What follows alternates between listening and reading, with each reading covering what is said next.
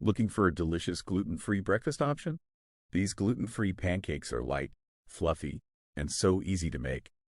Recipe ingredients: 1 cup gluten-free all-purpose flour, 2 tablespoons sugar, 1 tablespoon baking powder, 1/2 teaspoon salt, 1 cup milk, dairy or non-dairy, 1 large egg, 2 tablespoons melted butter or oil, 1 teaspoon vanilla extract.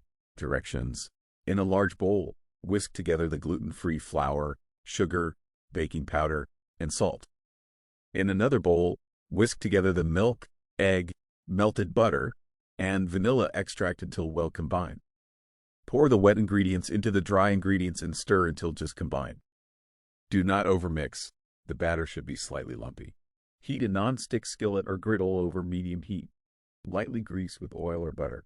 Pour 1/4 cup of batter onto the skillet for each pancake. Cook until bubbles form on the surface and the edges look set, about 2 to 3 minutes.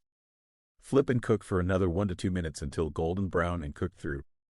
Repeat with the remaining batter, greasing the skillet as needed. Serve hot with your favorite toppings. Subscribe to Cook Master Tips.